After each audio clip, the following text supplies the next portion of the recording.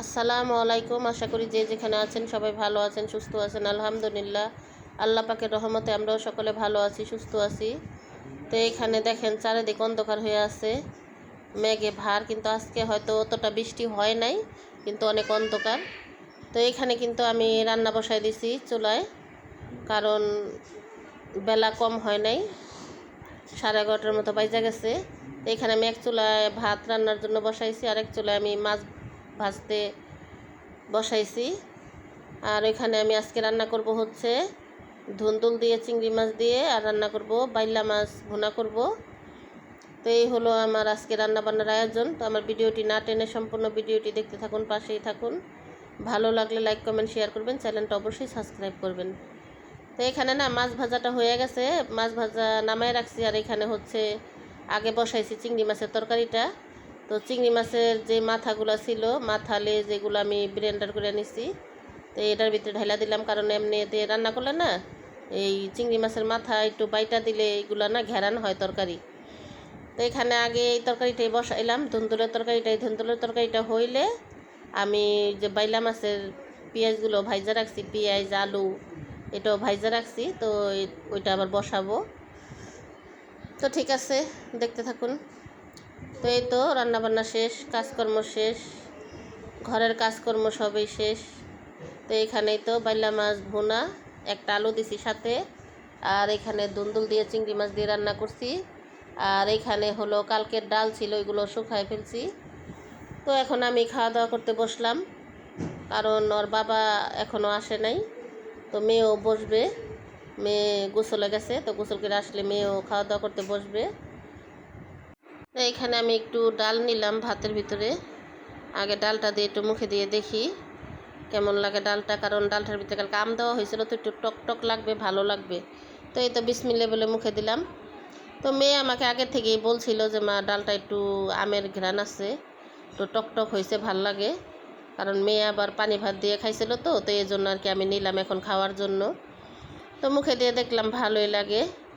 ও তো আগে এই ডালটা দিয়ে খায়া নেই, তারপরে তরকারি নিব। তো এইখানেই তো আমার মেয়েও মাত্র আসলো গোসল শেষ করে। এই তো আয়সা মেয়ে বসলো এখানে খাওয়া দাওয়া করতে। এই বাইলা মাছগুলা কিন্তু একেবারে ছোট ছিল। কি আনছো তুমি? আমি একটা কাঁঠাল আনছি আর দেন রূপালি আম আনছি। যে তোমার এত বড় কাঁঠাল কেন? আমার এই কাঁঠালটা আনতে আমার খুব কষ্ট হয়েছে, আমার হাতটা এত ভার হয়ে গেছে, আনতে পারি না ওজনের ঠেলায়। আর রূপালি আম আনছি।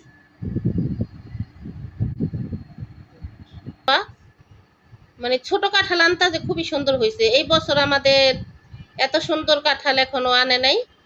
তো হয়তো এইটা হয়তো শেষ কাঁঠালেই হইতে পারে, কারণ আর হয়তো কাঁঠাল আনা হবে না। তো আলহামদুলিল্লাহ, আল্লাহ পাকে এত সুন্দর একটা কাঁঠাল যে ভাগ্যে রাখছে ভাবতেও পারিনি। দেখি রোয়াগুলো একটু দেখাও তো, বলটা একটু সামনে আগায় তো।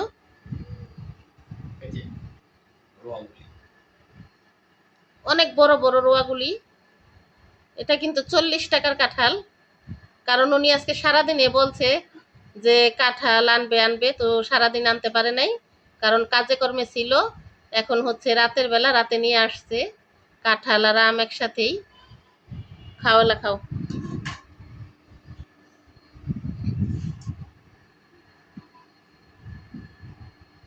কাঁঠালটা কিন্তু গ্যারান ছুটছে না?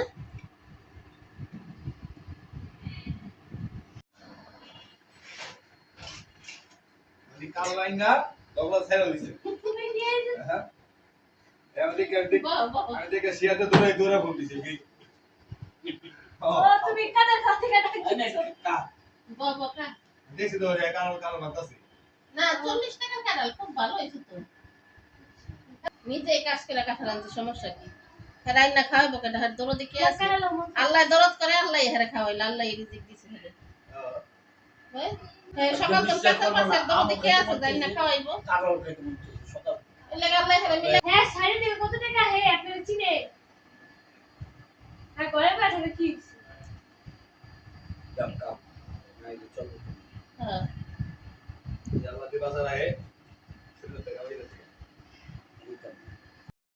আমার আজকের ভিডিওটা এ পর্যন্তই। সবাই ভালো থাকবেন, সুস্থ থাকবেন। আল্লাহ হাফেজ।